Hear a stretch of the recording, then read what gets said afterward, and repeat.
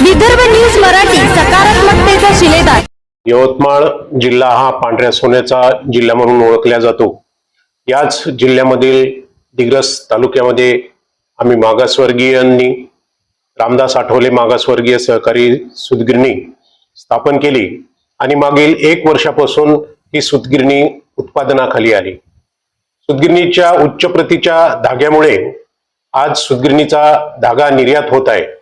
ही बाब आमच्यासाठी नाही तर दिग्रस तालुक्यांसाठी व जिल्ह्यासाठी अभिमानास्पद बाब आहे। या सूतगिरणीच्या निर्मितीसाठी राज्याचे मुख्यमंत्री माननीय देवेंद्रजी फडणवीस साहेब तसेच देशाचे केंद्रीय मंत्री रामदासजी आठवले साहेब व यवतमाळ जिल्ह्याचे पालकमंत्री आदरणीय संजयभाऊ राठोड यांच्या मदतीमुळेच आम्ही ही गिरणी स्थापन करू शकलो, उत्पादनाखाली आणू शकलो।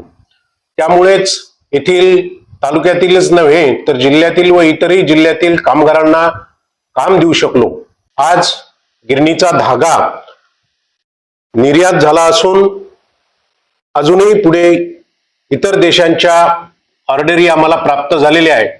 आज गिरणी 16,400 चात्यांची आहे, परंतु थोड्या काही कालावधीतच ही 25,000 चात्यांची तयार करून दिग्रस तालुक्यातीलच नाही तर जिल्ह्यातील जास्तीत जास्त कामगारांना रोजगार देण्याचा आमचा मानस आहे।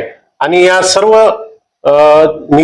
धागा निर्यात होण्यासाठी या गिरणीचे कामगार, तांत्रिक कर्मचारी, जनरल मॅनेजर तसेच गिरणीचे सर्व संचालक यांच्या सहकार्य व मदतीमुळेच आम्ही हे शक्य करू शकलो। धन्यवाद।